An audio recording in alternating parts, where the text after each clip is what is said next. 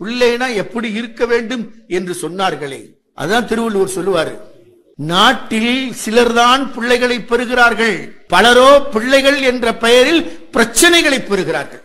அம்மா கவலைப்பட்ட பிள்ளை எங்க பணத்தை வச்சாலும் எடுத்தான், பீரோல வச்சாங்க எடுத்துட்டான், மேஜர் டிராயர்ல பூட்டி வச்சாங்க எடுத்துட்டான், அலமாரியில பத்திரப்படுத்தி வச்சாங்க எடுத்துட்டான். இப்ப அம்மா கவலைப்பட்டு சொல்றாங்க, ஏங்க நம்ம பையன் எங்க பணத்தை வச்சாலும் எடுக்கிறாங்க. அப்பாட்ட சொல்றாங்க.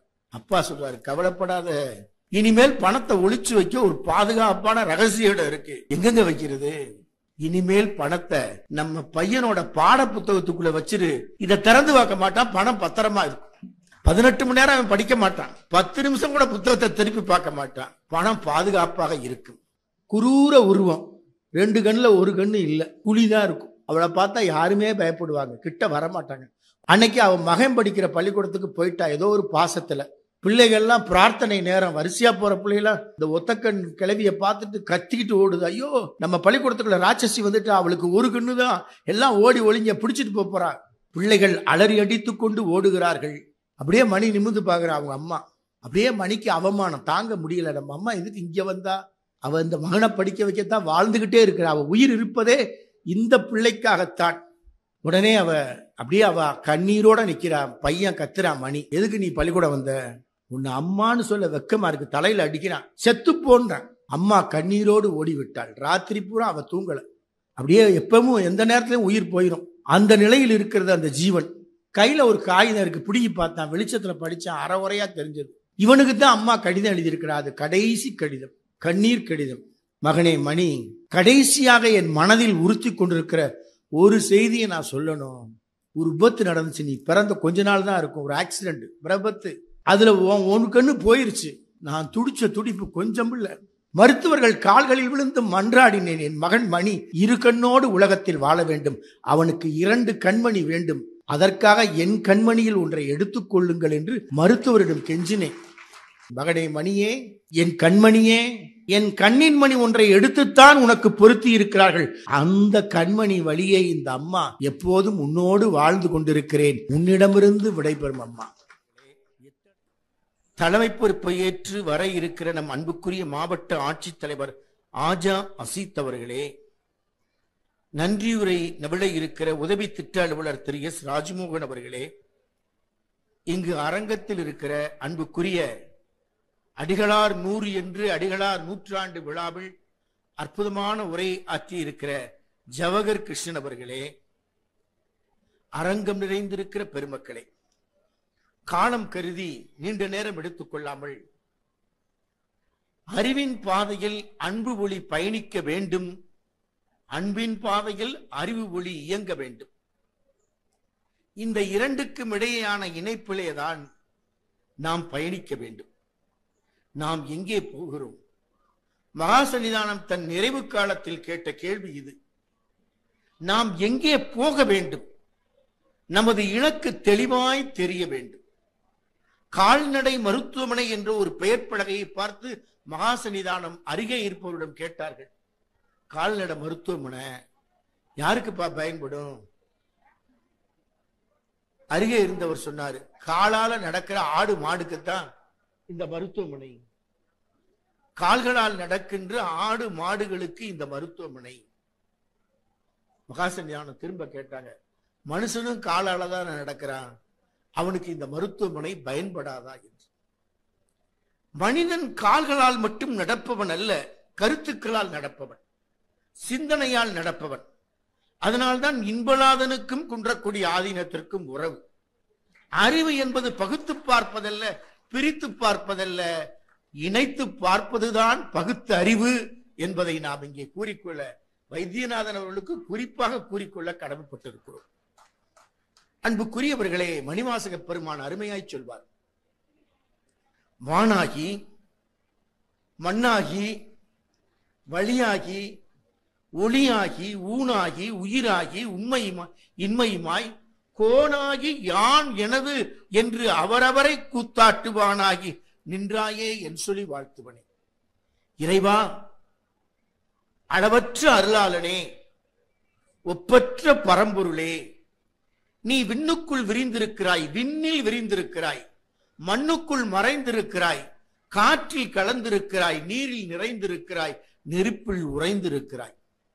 அண்ட சராசரங்கள் அனைத்துமே அவனது ஆளுமைதான். அவன் அருளாலேதான் அவன் தாள் வணங்க வேண்டும். இதுதான் அன்பனும் பிடிக்குள் அவன் அகப்படுவதற்கான வாய்ப்பு. அன்பனும் பிடிக்குள் அவன் அகப்பட்டான். பூசலார் என்ற அடியவர் ஏழையிலும் ஏழை, நாடாளும் பல்லவ மன்னன். அவன் எழுப்பிய கற்றளி கோவில் கல்லெல்லாம் பேசுகிற பொற்சிலைகளாக, மண்ணெல்லாம் விண்முட்டுகிற கோபுரங்களாக, வண்ணங்களெல்லாம் உயிர்ப்புடைய ஓவியங்களாக செதுக்கி பார்த்தான் பல்லவ மன்னன். நாளும் நேரமும் நிச்சயித்தான். அங்கே இறைவன் எழுந்து அருள்பாலிக்கவில்லை. இறைவன் தேடிச் சென்ற முகவரி எது? அது இமெயில் முகவரி அல்ல, தபால் முகவரி அல்ல, அது அன்பின் முகவரி. அந்த அன்பின் முகவரி இருக்கிற இதயத்தை நோக்கி போனான். அதுதான் அவன் வாழ்ந்த இல்லம். பூசலார் என்ற ஏழை அடியவர் அவர் எங்க இருக்கிறார்னு பல்லவ மன்னனுக்கு தகவல் அனுப்புறார். நீ கட்டின கோயிலுக்கு நான் வரமாட்டேன், நான் எங்க போக போறேன் என்றால் பூசலார் கட்டிய கோவில். பல்லவ மன்னன் பரிவாரங்களோடு பூசலார் கோயிலை தேடி போறார். எங்க இருக்கும் அந்த கோவில்? விண்முட்ட உயரமான சிலையா, விண்முட்ட உயரமான உருவமா? எதுவுமே இல்லை. எங்கேயும் தடம் தெரியவில்லை. எப்படி ஒருத்தர் ஓடி ஓடி இழைத்து களைத்து 6 அடிக்குள் அடங்கினாரோ 6 அடி கூட இல்லாமல் வெட்ட வெளியாய் இருக்கிறது. கோவிலை தேடி போன பல்லவ மன்னன் களைத்து போனான். கடவுள் அவருக்கு சொல்றாரு, நான் எங்க இருக்கேன் தெரியுமா? அந்த தெருவோரத்தில் இருக்கிறானே அந்த பரதேசி, அவன் பேர் பூசலார். அவனோட மனசுக்குள்ளதான் நான் இருக்கிறேன். மனதுக்குள் அவன் கோவில் கட்டி இருக்கிறான். இப்போது அங்கே குடமுழுக்கு நடத்துகிறான். அங்கே ஆகமம் இல்லை, வேதம் இல்லை, திருமுறைகள் இல்லை, அன்பு மட்டுமே இருக்கிறது என்றான். இதைத்தான் அன்பும் சிவமும் 2 என்பர் அறிவிலார். ஐயா திருமந்திரத்தில் மிகப்பெரிய ஆய்வு செய்தவர்கள். அன்பும் சிவமும் 2 என்போர் அறிவிலார். அன்பு சிவமாவது யாரும் அறிகிறார். அன்பு சிவமாவது அறிந்த பின் அன்பே சிவமாய் அமர்ந்திருந்தாரே. இதுதான் வாழ்க்கை. ஒருத்தர் கோயிலுக்கு வராரு, ஆண்டவன்ட்ட வேண்டாரு, நிலத்தை உழுதுட்டேன், எனக்கு மழை வேணும். அவர் போனார். அடுத்து ஒருத்தர் வந்தார், தை மாசம் பொங்கல் வரப்போகுது, மண்பானை செய்யணும், மண்ணை பசஞ்சிட்டு வந்திருக்கிறேன், மழையில மண் கரைந்து போய்விடக்கூடாது, மழையை நிறுத்தணும். ஒருத்தர் நெல்லுக்கு மழை கேட்கிறார், ஒருவர் மழை பொய்த்து போக வேண்டும் மண்பானை செய்வதற்குன்னு சொல்றார்.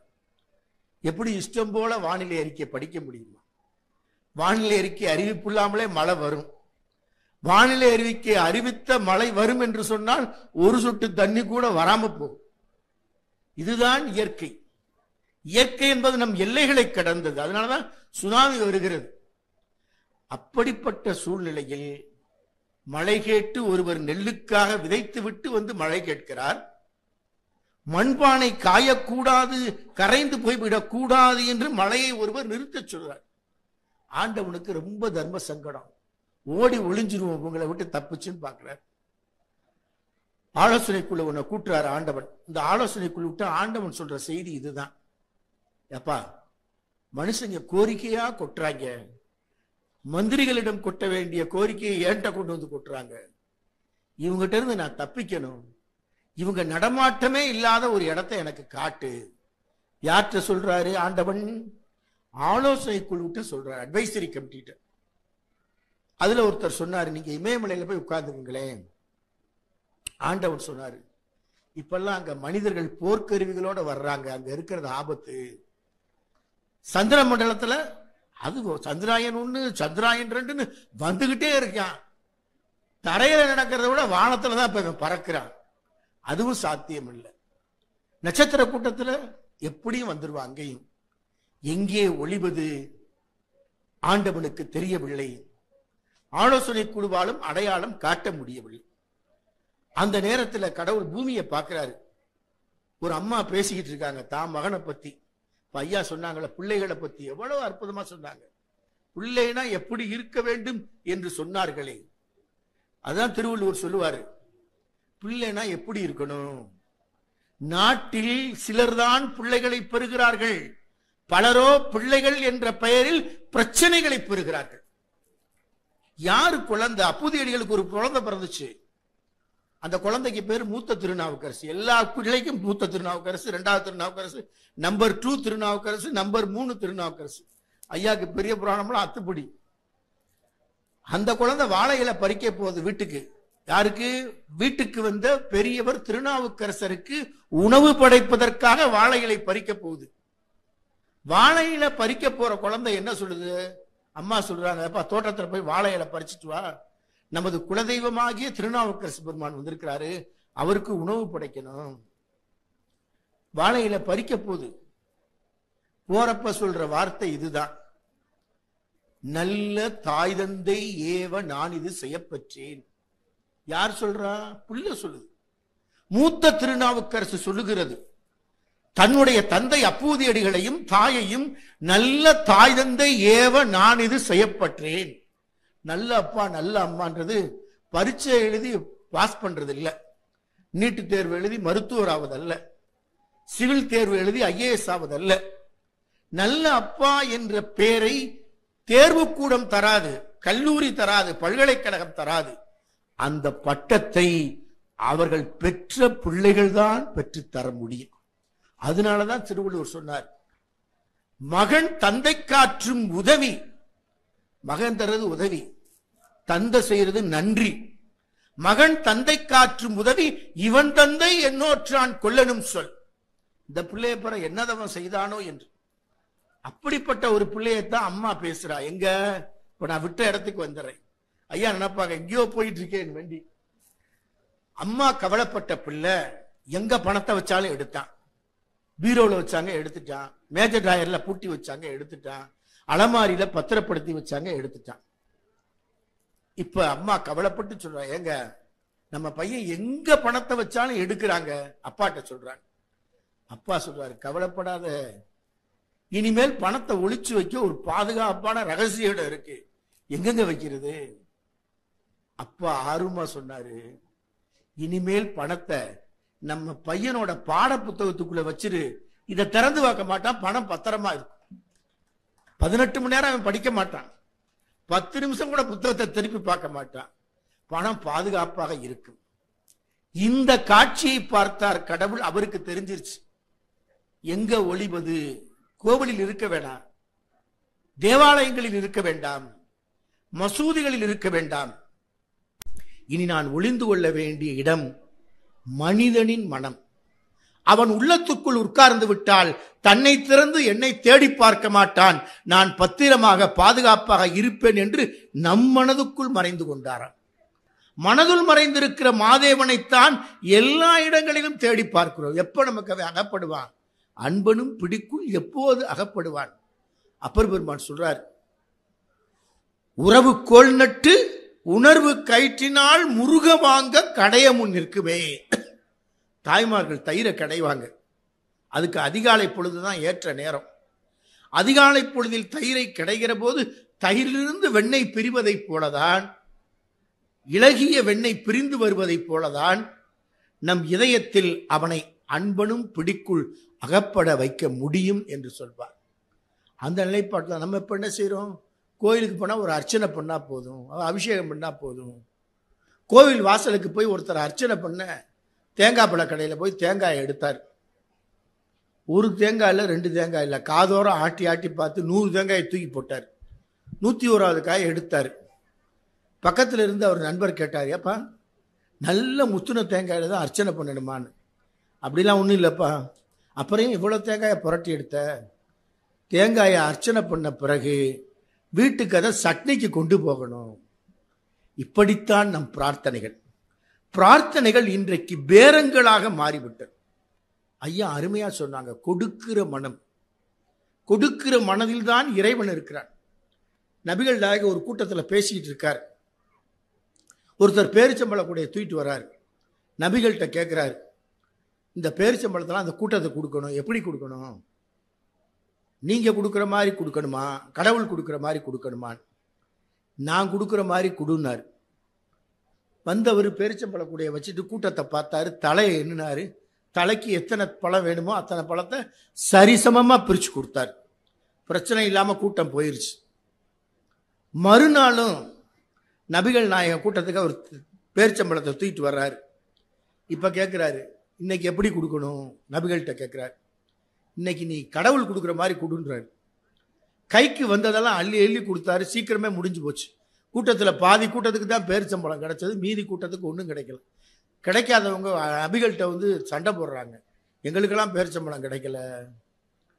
நபிகள் சொல்றாரு, அப்படித்தான்பா கடவுள் கொடுப்பாரு. சிலருக்கு அள்ளி கொடுப்பார், சிலருக்கு கிள்ளி கொடுப்பார், சிலருக்கு ஒன்றும் இல்லாமல் போகும். எதற்கு சிலருக்கு அள்ளி கொடுத்தார்? இல்லாதவர்களுக்கு வைத்திருப்பவர்கள் கொடுப்பதற்குத்தான் அள்ளி கொடுத்தார். இப்படி கொடுப்பதுதான் இறைவனின் ஆசீர்வாதம். அதைத்தான் அருமையா சொன்னார். இன்றைக்கும் நாம் எண்ணி பார்க்க வேண்டும். பிறருக்கு கொடுத்து வாழுகிற வாழ்வுதான் இன்றைய வாழ்வு. அதை திருக்குறள் அருமையா சொல்லுகிறது. ஒருத்தர் வந்து கேட்கிறாரு, வீட்டு வாசல்ல வந்துட்டாரு, கேட்கிறாரு, கொடுக்க முடியல. கொடுக்க முடியாத நிலை ஏற்படுமே ஆனால் நீ செத்து போவது மேல் என்று சொல்லுகிறார். சாதலின் இன்னாதது இல்லை. சாவை விட கொடுமை இல்லை. எப்ப வரும் தெரியாதுன்னு சொல்றார் ஐயா. 60,000 அடி நிலத்திற்கு ஆசைப்பட்டவன் 6 அடி கூட இல்லாமல் போனதை போல சாதலின் இன்னாதது இல்லை. இனியது எப்ப அது இனியது? ஈதலின் எய்யா கடை. கேட்டு வரவனுக்கு கொடுக்க முடியலன்னா செத்து போறது மேல். எப்படியெல்லாம் நம்மவர்கள் கொடுத்து கொடுத்து சிவந்த கரத்திற்கு உரியவர்கள். நம்ம மாவட்டத்தில் தான் பரமமலையில பாரி வள்ளல் என்பவன் இருந்தான். வாடிய முல்லை கொடிக்கு தேரினை தந்தான் பரமமலை பாரி. நெஞ்சில் ஈரமும் வீரமும் ஒருங்கே பெற்றவன். மூவேந்தர்கள் முற்றுகையிடுறாங்க. போருக்கு அஞ்சாதவன். முல்லை கொடியின் வாட்டத்திற்காக தன் தேரையே தருகிற இரக்க குணம் உடையவன். அவன் மறைந்துட்டான். பாரி மறைந்த பிறகு அவன் பிள்ளைகள் அனாதைகளாக நிற்கிறார்கள். அனாதைகளாக இருக்கிற பிள்ளைகளுக்கு யார் ஆதரவு தருவார்கள்? ஒரு அரசனாய் இருந்து செல்வச் செழிப்பில் இருந்தவனின் பிள்ளைகள் அனாதைகளாக தெருவில் நின்று உப்பு மூட்டைகளை சுமக்கிற கழுதைகளை எண்ணிக்கொண்டிருக்கிறார்கள். இதை பார்க்கிறான் கபிலன் என்ற புலவன். இப்பெல்லாம் நமக்கு என்ன நட்பு? பார்த்தா கை குலுக்குவோம். குலுக்கிற போதே எப்படா இவனுக்கு கஷ்டம் வரும், எப்ப இவனை ஒழிக்கலாம் என்று எண்ணம். ஆனால் கொண்டாடுவது ஃப்ரெண்ட்ஸ் டே, நண்பர்கள் தினம். நண்பர்கள் தினம் எதற்கு? தேநீர் கடையிலும் விருந்தகங்களிலும் மாலை நேரத்து, அது இப்ப எந்த நேரத்திலையும் மதி மயங்குகிற கடைகளிலும் சேர்ந்து இருப்பதுதான் நட்பு. ஆனால் கபிலர் பாரியின் நட்பு எப்படி? எல்லாருக்கும் கொடுத்த பாரி போயிட்டான். மூவேந்தரை பார்த்து கபிலரே இளக்காரமா சொன்னார், கேலியா சொன்னார், வாங்கப்பா, ஏன்பா கத்திய தூக்கி போடு, வாள்களை தூக்கி வீசு, என் பாரியிடம் வா, ஆடுனர் பாடுனராய் வா, 300 ஊர்களை உனக்கு தந்து விடுவான், அவன் கொடைக்குத்தான் அஞ்சுவான், வீரத்திற்கு ஒருபோதும் அஞ்ச மாட்டான். அப்படிப்பட்ட கபிலன் பாரி பிள்ளைக தெருவுல தெரியுது. அந்த பிள்ளைகளை தக்க இடத்துல திருமணம் செய்து கொடுக்கணும், வழி இல்லை. ஒவ்வொரு பேரரசனாய் போகிறான், ஒவ்வொரு அரசன் விட்டு கதவுகளை தட்டுகிறான். கடைசியில் அவர்களை தக்க இடத்தில் திருமணம் செய்து கொடுக்கிறான் கபிலன். நட்புனா என்னங்க? வாழ்றப்ப கை குலுக்கிறது, வாழும் பொழுது சுகங்களை பகிர்ந்து கொள்வது, செல்வத்தை பகிர்ந்து கொள்வது, இதுதான் நட்பு என்று நாம் நினைக்கிறோம். நண்பன் வாழும் போதுதான் நட்பு உயிரோட இருக்கும். நண்பன் இறந்துட்டானா அப்புறம் நண்பன் அவன் இல்லை, அதோட அந்த நட்பு முடிஞ்சிடும். அது அல்ல நட்பு.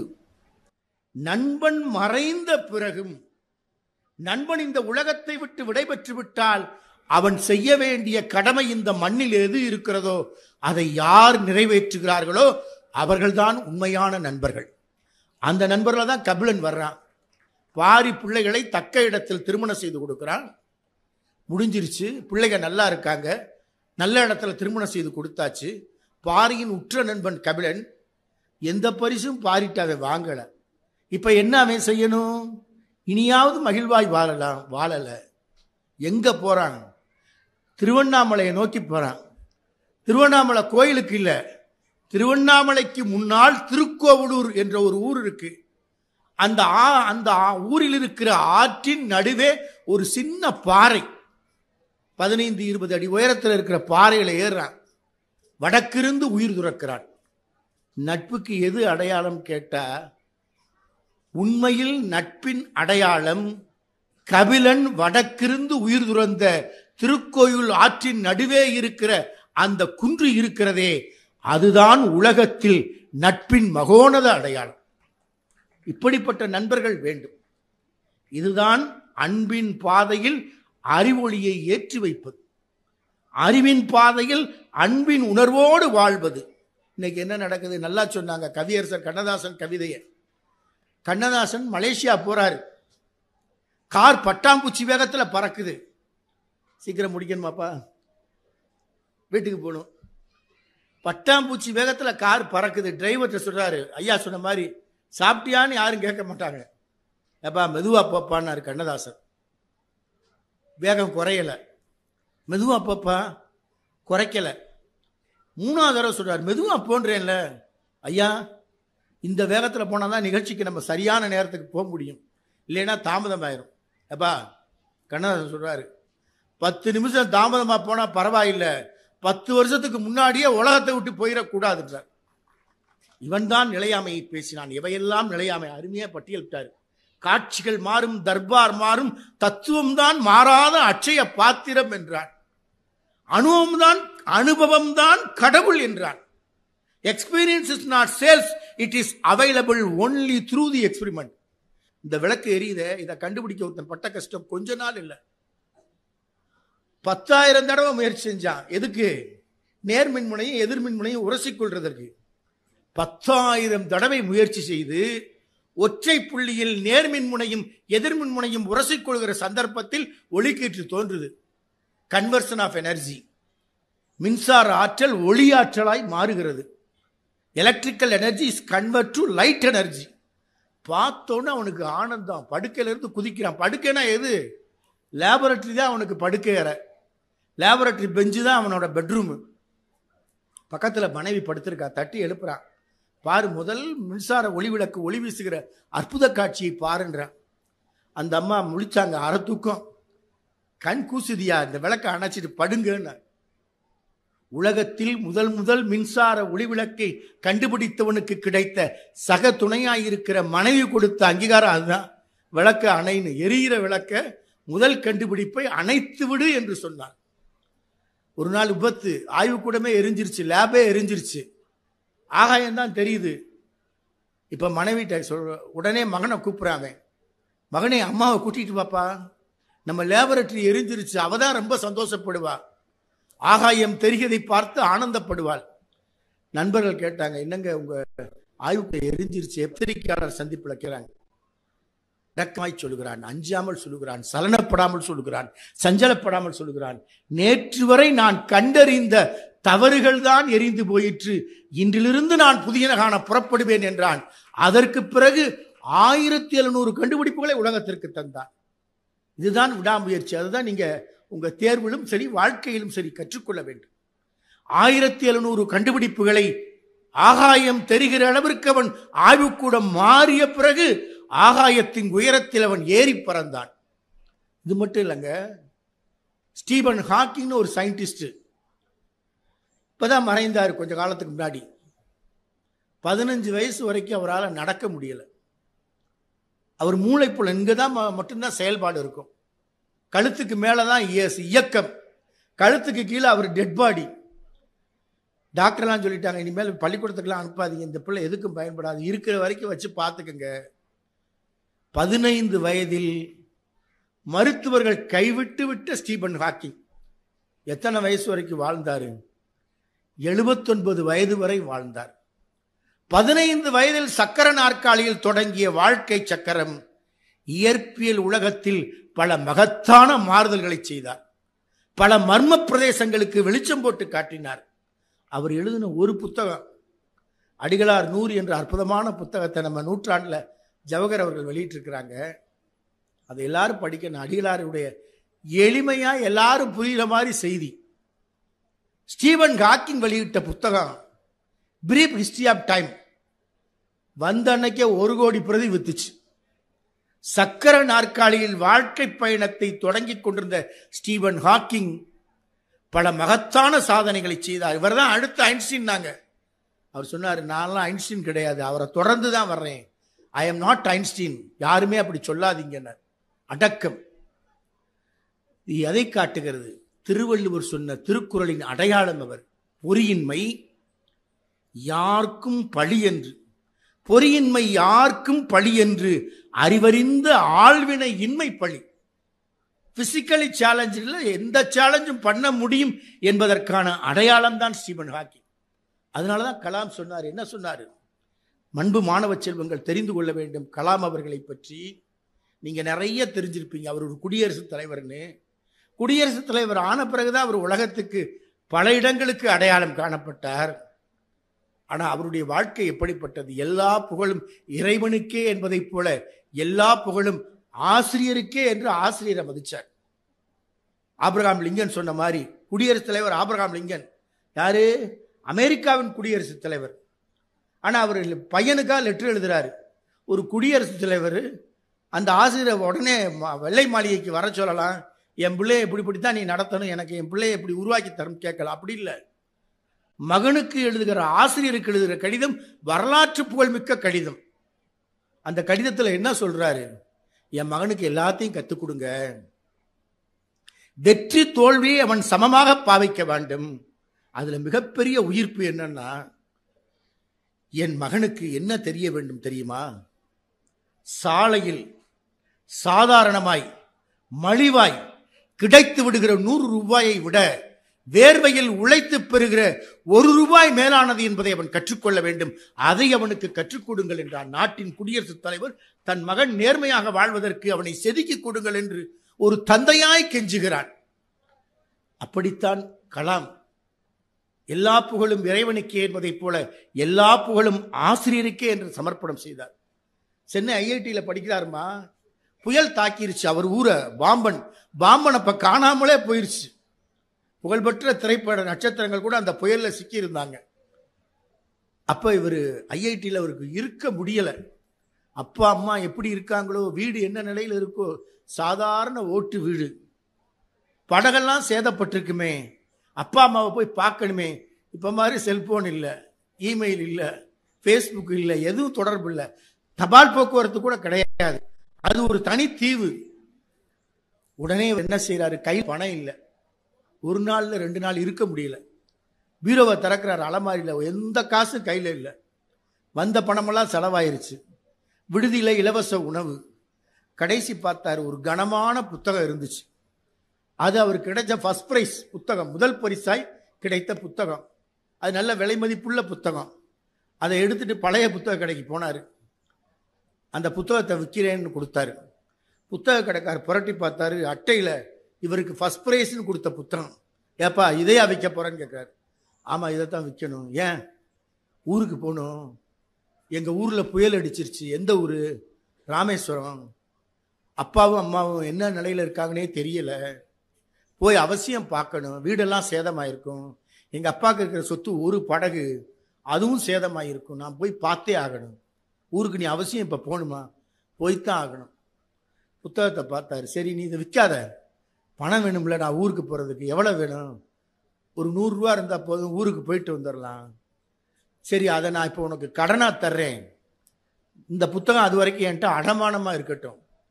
நீ எப்போ இந்த பணத்தை கொண்டு வந்து கொடுக்க, அப்ப இந்த புத்தகத்தை திரும்ப வாங்கிக்க. நான் இதை பழைய புத்தகத்தில் சேர்த்து விற்க மாட்டேன்னார். அவரின் மனித நேயம். 100 ரூபாய் வாங்கிட்டு ஊருக்கு போறாரு. போறப்ப பூரா நினைப்ப பூரா அப்பா அம்மாட்ட இருந்து புத்தகத்துக்கு மாறிடுச்சு. அப்பா அம்மா நினைவை விட்டு புத்தகத்தை வாங்கணுமே ஊருக்கு போய் அப்பா அம்மானை பார்த்துட்டு வந்த உடனே புத்தகத்தை திருப்பின பிறகுதான் அவர் மனம் ஆதிரடைந்தது. அதனாலதான் கலாம் சொன்னார். என்ன சொன்னாரு? அன்பு மாணவ செல்வங்கள் தெரிந்து கொள்ள வேண்டும் கலாம் அவர்களை பற்றி. நீங்க நிறைய தெரிஞ்சிருப்பீங்க. அவர் ஒரு குடியரசுத் தலைவர்னு. குடியரசுத் தலைவர் ஆன பிறகுதான் அவர் உலகத்துக்கு பல இடங்களுக்கு அடையாளம் காணப்பட்டார். ஆனா அவருடைய வாழ்க்கை எப்படிப்பட்டது? எல்லா புகழும் இறைவனுக்கே என்பதைப் போல எல்லா புகழும் ஆசிரியருக்கே என்று ஆசிரியரை மதிச்சார். ஆபிரகாம் லிங்கன் சொன்ன மாதிரி குடியரசுத் தலைவர் ஆபிரகாம் லிங்கன் யாரு? அமெரிக்காவின் குடியரசுத் தலைவர். ஆனா அவர் பையனுக்கா லெட்டர் எழுதுறாரு.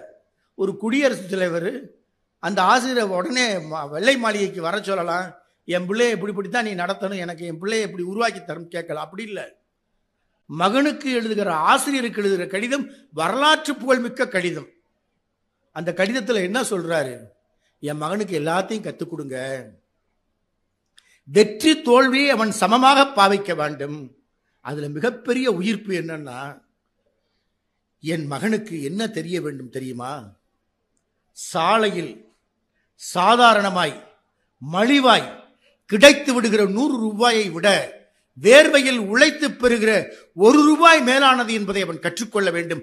அதை அவனுக்கு கற்றுக் கொடுங்கள் என்றார். நாட்டின் குடியரசுத் தலைவர் தன் மகன் நேர்மையாக வாழ்வதற்கு அவனை செதுக்கிக் கொடுங்கள் என்று ஒரு தந்தையாய் கெஞ்சுகிறான். அப்படித்தான் கலாம் எல்லா புகழும் இறைவனுக்கே என்பதைப் போல எல்லா புகழும் ஆசிரியருக்கே என்று சமர்ப்பணம் செய்தார். சென்னை ஐஐடியில் படிக்கிறாருமா, புயல் தாக்கிருச்சு அவர் ஊரை. பாம்பன் அப்ப காணாமலே போயிருச்சு. புகழ்பெற்ற திரைப்பட நட்சத்திரங்கள் கூட அந்த புயல்ல சிக்கி இருந்தாங்க. அப்ப இவர் ஐஐடியில் அவருக்கு இருக்க முடியல. அப்பா அம்மா எப்படி இருக்காங்களோ, வீடு என்ன நிலையில் இருக்கோ, சாதாரண ஓட்டு வீடு, படகெல்லாம் சேதப்பட்டிருக்குமே, அப்பா அம்மாவை போய் பார்க்கணுமே. இப்ப மாதிரி செல்போன் இல்லை, இமெயில் இல்லை, ஃபேஸ்புக் இல்லை, எதுவும் தொடர்பு இல்லை, தபால் போக்குவரத்து கூட கிடையாது. அது ஒரு தனி தீவு. உடனே என்ன செய்யறாரு? கையில் பணம் இல்லை, 1 நாள்ல 2 நாள் இருக்க முடியல. பீரோவை திறக்கிறார், அலமாரியில் எந்த காசும் கையில் இல்லை. வந்த பணமெல்லாம் செலவாயிருச்சு. விடுதியில் இலவச உணவு. கடைசி பார்த்தாரு, ஒரு கனமான புத்தகம் இருந்துச்சு. அது அவருக்கு கிடைச்ச ஃபர்ஸ்ட் பிரைஸ் புத்தகம், முதல் பரிசாய் கிடைத்த புத்தகம். அது நல்ல விலை மதிப்புள்ள புத்தகம். அதை எடுத்துட்டு பழைய புத்தக கடைக்கு போனார். அந்த புத்தகத்தை விற்கிறேன்னு கொடுத்தாரு. புத்தக கடைக்காரர் புரட்டி பார்த்தாரு, அட்டையில் இவருக்கு ஃபர்ஸ்ட் பிரைஸ்ன்னு கொடுத்த புத்தகம். ஏப்பா இதையா விற்க போறேன்னு கேட்கிறாரு. ஆமா, இதைத்தான் விற்கணும். ஏன்? ஊருக்கு போகணும். எங்க ஊர்ல புயல் அடிச்சிருச்சு. எந்த ஊரு? ராமேஸ்வரம். அப்பாவும் அம்மாவும் என்ன நிலையில இருக்காங்கன்னே தெரியல, போய் அவசியம் பார்க்கணும். வீடெல்லாம் சேதமாயிருக்கும். எங்க அப்பாவுக்கு இருக்கிற சொத்து ஒரு படகு, அதுவும் சேதமாயிருக்கும். நான் போய் பார்த்தே ஆகணும். ஊருக்கு நீ அவசியம் இப்ப போகணுமா? போய்த்தான் ஆகணும். புத்தகத்தை பார்த்தாரு. சரி, நீ இதை விற்காத, பணம் வேணும்ல, நான் ஊருக்கு போறதுக்கு எவ்வளவு வேணும்? ஒரு 100 ரூபா இருந்தா போதும், ஊருக்கு போயிட்டு வந்துடலாம். சரி, அதை நான் இப்போ உனக்கு கடனா தர்றேன். இந்த புத்தகம் அது வரைக்கும் என்கிட்ட அடமானமா இருக்கட்டும். நீ எப்போ இந்த பணத்தை கொண்டு வந்து கொடுக்க, அப்ப இந்த புத்தகத்தை திரும்ப வாங்கிக்க. நான் இதை பழைய புத்தகத்தில் சேர்த்து விற்க மாட்டேன்னார். அவரின் மனிதநேயம். 100 ரூபாய் வாங்கிட்டு ஊருக்கு போறாரு. போறப்ப பூரா நினைப்ப பூரா அப்பா அம்மாட்ட இருந்து புத்தகத்துக்கு மாறிடுச்சு. அப்பா அம்மா நினைவை விட்டு புத்தகத்தை வாங்கணுமே ஊருக்கு போய் அப்பா அம்மானை பார்த்துட்டு வந்த உடனே புத்தகத்தை திருப்பின பிறகுதான் அவர் மனம் ஆதிரடைந்தது. கொலைதான் எங்கள் கடைசி மஞ்சமாக. பாருங்க எப்பேற்பட்ட நிலைப்பாடு. ஒரு பள்ளிக்கூடத்துக்கு ஒரு அம்மா போறா. காய்கறி விற்கிறவ ஏழை தாய் வெயிலிலும் மழையிலும் பனியிலும் காற்றிலும் தன் பிள்ளை படிக்க வேண்டும் என்பதற்காக தலையில் காய்கறி கூடையை சுமந்து கொண்டு வீதி வீதியாய் தெரு தெருவாய் வீடு வீடாய் விற்பவள். அவளுக்கு என்ன துர்பாக்கியம்? குரூர உருவம், 2 கண்ணில் 1 கண்ணு இல்லை, குழிதான் இருக்கும். அவளை பார்த்தா யாருமே பயப்படுவாங்க, கிட்ட வரமாட்டாங்க.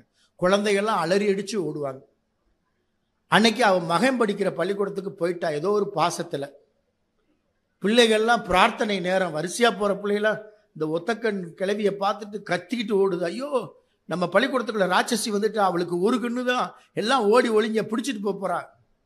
பிள்ளைகள் அலறி அடித்து கொண்டு ஓடுகிறார்கள். ஒரே ஒரு பையன் அந்த உருவத்தை உத்து பார்த்து கத்துனா, டே பயப்படாதீங்க, இது வேற யாரும் இல்லடா, நம்ம வகுப்புல படிக்கிறானே மணி, அவங்க அம்மா தான். அப்படியே மணி நிமிர்ந்து பார்க்குற அவங்க அம்மா. மணியோட அம்மாவுக்கு 1 கண்ணு தான் இருக்கு, குழி. பார்த்தாலே குரூர முகம், அம்மை தழும்புகள். யாரும் பயந்து ஓடுவாங்க. அப்படியே மணிக்கு அவமானம் தாங்க முடியல. நம்ம அம்மா எதுக்கு இங்க வந்தா? அவ இந்த மகனை படிக்க வைக்கத்தான் வாழ்ந்துகிட்டே இருக்கிற. அவ உயிர் இருப்பதே இந்த பிள்ளைக்காகத்தான். உடனே அவ கண்ணீரோட நிக்கிறா. பையன் கத்துறா, மணி எதுக்கு நீ பள்ளிக்கூடம் வந்த? உன்னை அம்மான்னு சொல்ல வெக்கமா இருக்கு. தலையில அடிக்கிறான். செத்து போன்றான். அம்மா கண்ணீரோடு ஓடிவிட்டாள். ராத்திரி பூரா அவ தூங்கல. குடிசைக்குள் ஒற்றை கண் வழியே கண்ணீரை கொட்டிக்கொண்டே இருக்கிறான். மணி பார்க்குறான். நல்லது, இப்போ இப்படி இருந்தால் தான் நல்லது. இனிமேல் அவள் பள்ளிக்கூடத்து பக்கமெல்லாம் வரமாட்டா. நம்ம ஃப்ரெண்ட்ஸ் எல்லாம் நம்மளை கேவலமாக பேச மாட்டாங்க. காலம் உருண்டோடுகிறது. மணி நன்கு படித்தான், வளர்ந்தான், பட்டம் பெற்றான், வெளிநாட்டுக்கு போயிட்டான். அங்கேயே திருமணம். அம்மாவை பற்றியே கண்டுக்கிறல அவன். அப்படி ஒரு ஜீவன் இருக்கிறதே அவனுக்கு தெரியாது. மறந்து விட்டான். படித்து பட்டம் பெற்று வெளிநாட்டில் குடும்பத்தோடு இருந்து விட்டான். இப்போ அவன் ஒரு நாள் ஊருக்கு வர்றான். எதுக்கு? பள்ளிக்கூடம் அவனை கூப்பிட்டுருக்கு. எதுக்கு கூப்பிட்டுருக்கு? அவனுக்கு பாராட்டு விழா. எதுக்கு பாராட்டு விழா?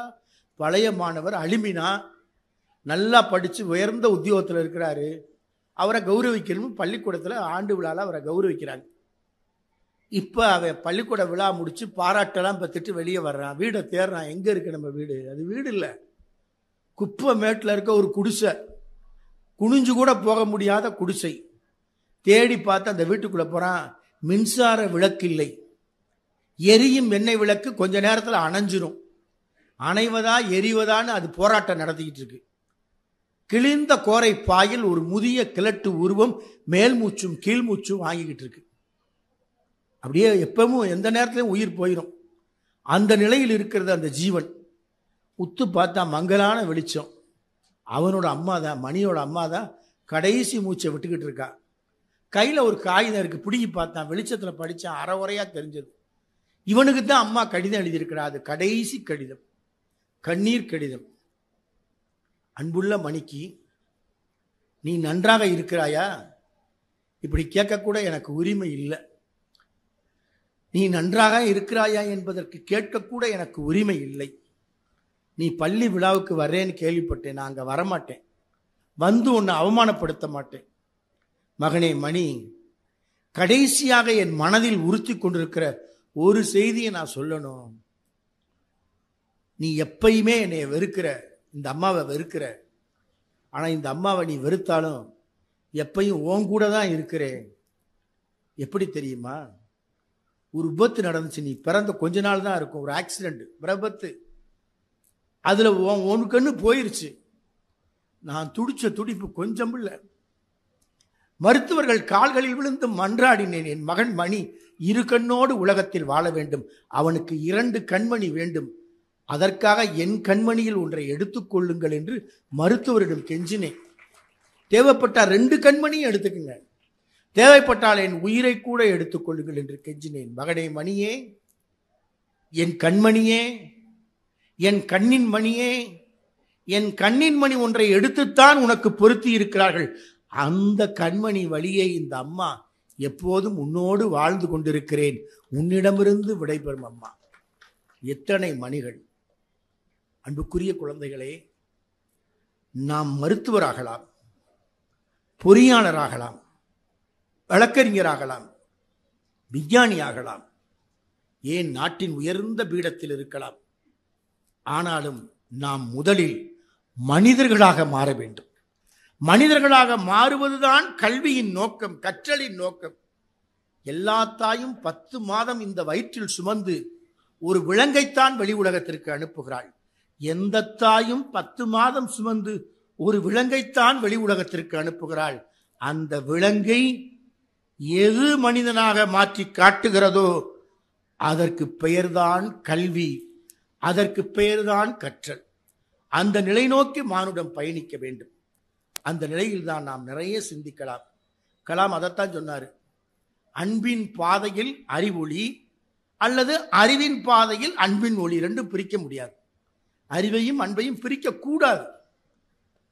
அறிவின் எல்லை அன்பை நோக்கி, அன்பின் பாதை மனித குலத்தை அறிவுமயமாக்க, அன்புமயமாக்க. இந்த நிலையில கலாம் சுட்ட கேட்கிறாங்க, எங்க நீங்க எவ்வளவு பெரிய சேலஞ்ச் பண்ணிட்டீங்க. ராக்கெட் உலகத்தில் உங்கள் சாதனைக்கு இணை எதுவுமே இல்லை. விண்வெளித்துறை அப்படிப்பட்ட சாதனை. இந்தியா இடம் தெரியாமல் இருந்தது விண்வெளித்துறையில். இன்றைக்கு அந்த இந்தியா விண்வெளித்துறையில் மகத்தான சாதனை செய்திருக்கு. எல்லா இந்திய உலக நாடுகளின் பட்டியலில் இந்தியா இடம் பெற்று விட்டது. இதுக்கு வேற யாரும் காரணம் இல்லை, நீங்க தான் காரணம். இதுக்காக நீங்க என்ன சொல்றீங்கன்னு கேட்டாங்க. கலாம் அடக்கமாய் சொன்னார். இதுக்காக நான் ஒருபோதும் பெருமைப்பட்டதில்லை. விண்வெளித்துறையின் அரிய சாதனைகளை நான் தனிமனித சாதனையாக நிகழ்த்தியதாக ஒருபோதும் பெருமைப்பட்டதில்லை, கர்வப்பட்டதில்லை. கடவுளிடம் என் பிரார்த்தனை நேரங்களில் கண்ணீரோடு பிரார்த்திக்கிற போது என்னுடைய கோரிக்கை இதுதான். என்ன கோரிக்கை? என் ஆய்வுக்கூடம், என்னோட லேபரட்டரியில நடக்க முடியாத பிள்ளைங்க கனமான இரும்பு கம்பிகளை போட்டு நடப்பாங்க. அப்பெல்லாம் எனக்கு மனசு கஷ்டப்படும். இரும்பு கம்பியை தூக்கி கொண்டு நடக்க முடியாத ஊனமுற்ற குழந்தைகள் நடக்கிற போது என் இதயம் கனத்து போகும். இப்ப எனக்கு ரொம்ப மகிழ்ச்சி. எதற்கு தெரியுமா? இந்த குழந்தைங்கள்லாம் வேகமா ஓடக்கூடிய அளவில் ஒரு உலோகத்தை என் ஆய்வுக்கூடம் கண்டறிந்தது. ராக்கெட் விண்வெளித்துறையில் வேகமாக பறப்பதற்கு, விண்வெளிக்கோள் வேகமாக பறப்பதற்காக கண்டறியப்பட்ட உலோகம் இந்த மண்ணில் நடக்க முடியாத குழந்தைகள் பறப்பதற்கும் ஓடுவதற்கும் பயன்படுகிறதே. அதற்காக நான் கடவுளுக்கு கோடி நன்றிகள் சொன்னேன்.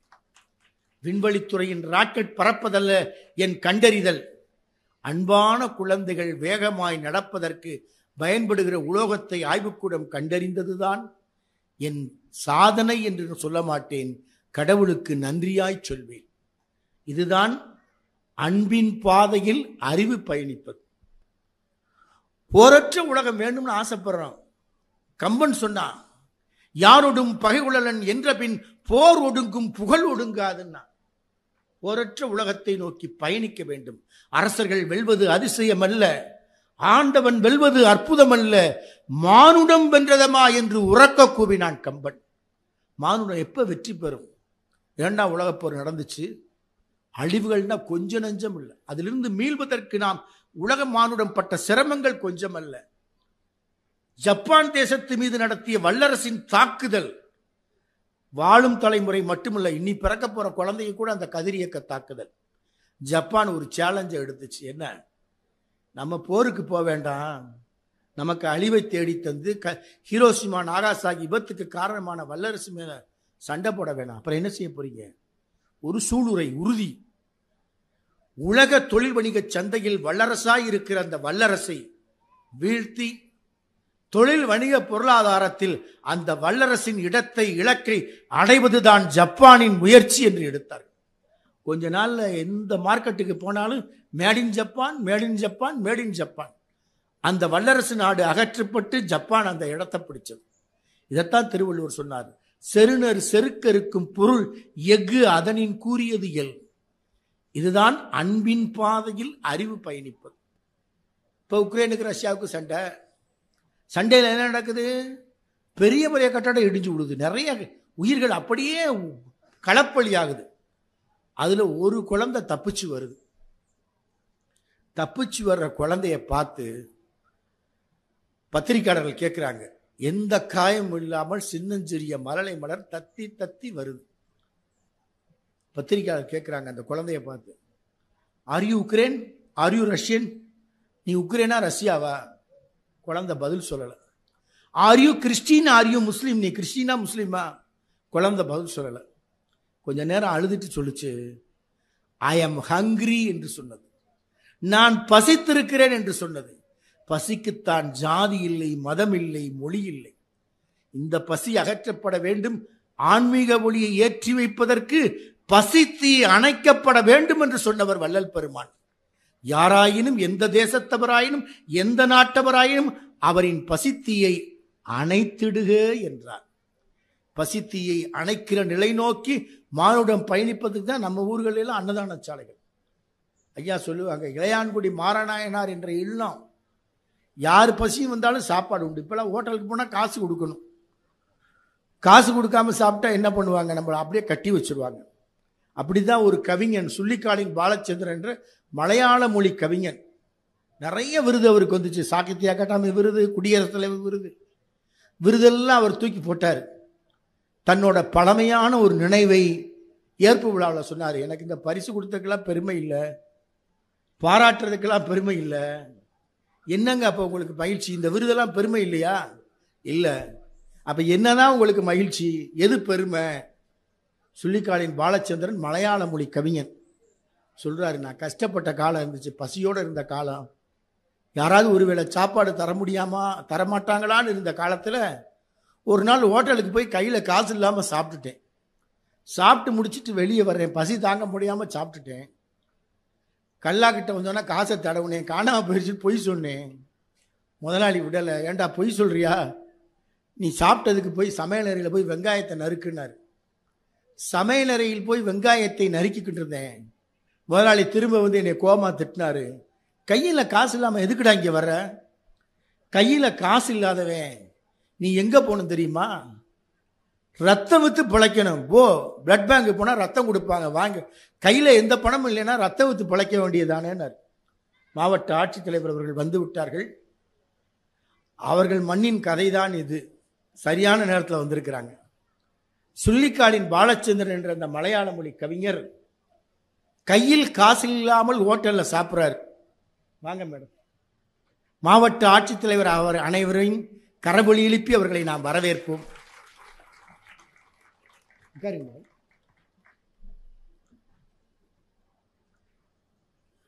அந்த சுள்ளிக்காடின் பாலச்சந்திரன் என்பவர் அம்மா ஊரை சேர்ந்த கவிஞர். கையில் காசு இல்லாமல் சாப்பிட்டுட்டாரு. இப்போ சமையலறையில் வெங்காயம் இருக்கிறாரு. முதலாளி திட்டுறாரு, கையில் காசு இல்லாமல் எதுக்கு இங்கே வந்த, ரத்தம் விற்று பிழைக்க வேண்டியதானுன்னா இப்போ தான் யோசிக்கிறாரு. ரத்தத்தை வாங்குவாங்களான்னு கேட்குறாரு. ஆமாம் வாங்குவாங்க, பிளட் பேங்குக்கு போகும். ரத்த வங்கிக்கு போகிறாரு சுள்ளிக்காடின் பாலச்சந்திரன். பெரிய வரிசை நிற்கிது ரத்தம் கொடுக்க. இவரும் அதில் போய் நிற்கிறாரு. இவர் பின்னால் ஒரு சின்ன பையன், +2 படிக்கிற வயசு, அவனும் நிற்கிறான். அவன் படிக்கலை, உடம்பெல்லாம் அழுக்கு சட்டை. இவர்கிட்ட பேச்சு கொடுக்குறான், அண்ணே அண்ணேன்றான். இவர் கண்டுக்கிறல, என்னமோ நம்மகிட்ட கேட்க போகிறான், நம்மகிட்ட எதுவுமே இல்லையேன்னு விடலை. அவன், அண்ணே எனக்கு இங்கிலீஷ் தெரியாதுண்ணே. என்ன பாப்ப, நான் ஒரு மருந்து வாங்கணும், அது வாங்குறதுக்காக வந்திருக்கேன். அதுக்கு எதுக்கு இங்கே வந்த, மருந்து கடைக்கு போ. இல்லை கையில் காசு இல்லை, என் ரத்தத்தை கொடுத்து தான் காசு வாங்கணும், என் ரத்தத்தை டொனேட் பண்ணி வர்ற காசில் தான் மருந்து போய் வாங்கணும். எதுக்கு மருந்து, என் தங்கச்சி உயிருக்கு போராடிக்கிட்டு இருக்கா, கவர்மெண்ட் ஹாஸ்பிட்டலில் அரசு பொது மருத்துவமனையில் என் தங்கை உயிருக்கு போராடுகிறாள், அவளை காப்பாற்றத்தான் இந்த மருந்து வாங்கணும். அந்த மருந்து வாங்குறதுக்காகத்தான் ரத்தம் கொடுக்குறேன். இப்போ எனக்கு அந்த மருந்தை மட்டும் சரியானு பார்த்து சொல்ல நீங்கள் கூட வரணும். நான் மெடிக்கல் ஷாப் போகும்போது நீங்கள் கூட வந்து நான் வாங்குகிற மருந்து சரியான்னு பார்த்து சொன்னால் போதும், ஏன்னா எனக்கு இங்கிலீஷ் தெரியாது. சரிப்பா கொடு, ரத்தத்தை கொடு, போவாங்க. 2 பேரும் ஆளுக்கு ஒரு பாட்டில் ரத்தம் கொடுத்தாங்க. யாரு, சுள்ளிக்காடின் பாலச்சந்திரனும் அந்த படிக்காத பாமர இளைஞனும் ஆளுக்கு ஒரு பாட்டில் ரத்தம் 200 மில்லி கொடுத்தாங்க. 14 ரூபா 200 மில்லி ரத்தம். 2 பேரும் பணத்தை வாங்கிட்டாங்க. ஆளுக்கு 14 ரூபாய் வாங்கிட்டு வெளியே வர்றாங்க. சுள்ளிக்காடின், போப்பா கடைக்கு போப்பா, மருந்தை வாங்குவோம்னாரு. கடையாக ஏறி இறங்குறாங்க. இந்த பையன் கேட்ட மருந்து ஒரு கடையிலையும் இல்லை. கடைசியா ஒரு கடைக்காரர் சொன்னார், மருந்து இருக்குப்பான்னு. மருந்தை வாங்கி பார்த்தாரு. சுள்ளிக்காடினும் பார்த்தாரு. சரிதான்ப்பா, இந்த மருந்து தான் வாங்கு அப்படின்னாரு. இப்போ வாங்க, பணம் எவ்வளவுனேன்னு கேட்டான். 28 ரூபான்னு சொன்னார் கடைக்காரர். இவன் கையில் இருந்தது 14 ரூபா. அப்படியே அந்த மருந்து கடையின் பெட்டியை பிடித்து கொண்டு நிலை குலைந்து நின்றான். சுள்ளிக்காடின் இப்படி பார்த்தாரு. தான் பையில இருந்த 14 ரூபாய் எடுத்து கொடுத்தாரு. மருந்தை வாங்கினார். அண்ணே நீங்க ரத்தம் ஊற்றி ஊருக்கு போகணும்லன்னு, நாளைக்கு ரத்தம் கொடுத்துட்டு நான் ஊருக்கு போறேன், நீ மருந்தை வாங்கி போய் உன் தங்கச்சியை காப்பாத்துனார். யாருன்னே தெரியாத பயன் அந்த உறவுக்கு, அந்த பாமர இளைஞனுக்கு தன் உடம்பில் இருந்த பசியோடு இருந்த இரத்தத்தை விற்று இன்னொரு உயிரை காப்பாற்றுவதற்கு உதவி செய்தாரே, இதுதான் பணிகளிலெல்லாம் சிறந்த மனிதநேய பணி, எல்லாவற்றிலும் சிறந்த பணி. இந்த புனித பணியைத்தான் நாம் பாராட்ட வேண்டும். நாம் அறிவை பெறலாம், ஆற்றலை பெறலாம், ஏன் எரிப்பதற்கே நம் உடலை கையளிக்கலாம். அன்பு நமக்கு இல்லையேல் ஒன்றுமே இல்லை என்று விவிலியம் சொல்லும். இதைத்தான் இஸ்லாம் சொல்லும். ஆண்டவனுக்கு யார் ஈமான், எவர் அண்டையேலாரின் துன்பமெல்லாம் தன்னுடைய துன்பம் என்று எண்ணி பார்க்கிறாரோ அவர்தான் ஆண்டவனுக்கு ஈமான் என்று சொல்லும். இதைத்தான் நம்முடைய திருமந்திரம் சொல்லும். அன்பும் சிவமும் இரண்டென்பர் அறிவிலார், அன்பு சிவமாவது யாரும் அறிகிறார், அன்பு சிவமாவது அறிந்தபின் அன்பே சிவமாய் அமர்ந்திருந்தாரே என்று. இதைத்தான் மணிமுடியாய் உச்சமாய் உளவியலின் அடித்தளத்தில் நின்று திருவள்ளுவர் சொல்லுவார். எங்க நம்ம உயிர் இருக்கு? டாக்டர் சொல்லுவார், ரத்த ஓட்டத்துல பிபி குறைஞ்சா மரணம் வந்துடும், பிபி கூடுனாலும் மயக்கம் வந்துடும், இதய துடிப்பு சீராக இல்லை என்றால் அட்டாக் வந்துடும். பிறகு எங்கெல்லாம் மரணம், மூச்சுக்காற்று சீராக இல்லை என்றால் மரணம் வந்துவிடும். இப்படி எல்லாவற்றிலும் உயிர் போவதற்கான வாய்ப்புகள். ஆனால் திருவள்ளுவர் மட்டும்தான் சொன்னார், நம் உயிர் எங்கே இருக்கிறது? நம் உயிர் நாம் விடுகிற சுவாச காற்றில் இல்லை. நம் இதயம் சீராக துடிப்பதில்லை. நம் இரத்த ஓட்டம் சீராக இருப்பதில்லை. நம் உயிர் எங்கே இருக்கிறது? திருவள்ளுவன் மட்டும்தான் சொன்னான். உளவியல் மருத்துவனாய் சொன்னான், உணர்வியல் மருத்துவனாய் சொன்னான், உறவின் உச்சத்தில் என்று சொன்னான். அன்பின் வழி அதுதான் உயிர்நிலை என்றான். அந்த அன்புதான் இன்றைக்கு அகிலமெங்கும் ஆட்கொள்ளப்பட வேண்டும். அந்த அன்பை இளைய தலைமுறைக்கு எடுத்துச் செல்கிற பாதைதான் அன்பனும் பிடிக்குள் அகப்படும் மழையாய், நலம் நலமறிய ஆவலாய், அதனுடைய நிறைவாக இன்றைக்கு அறிவின் பாதையில் அன்பின் ஒளியை ஏற்றி வைக்கிற பயணம் தொடரட்டும் தொடரட்டும் என்று சொல்லி அதற்காக வாய்ப்பை வழங்கிய நம் மாவட்ட ஆட்சித்தலைவருக்கு நெஞ்சார்ந்த நன்றிகளை தெரிவித்து விடைபெறுகிறோம். நன்றி, வணக்கம்.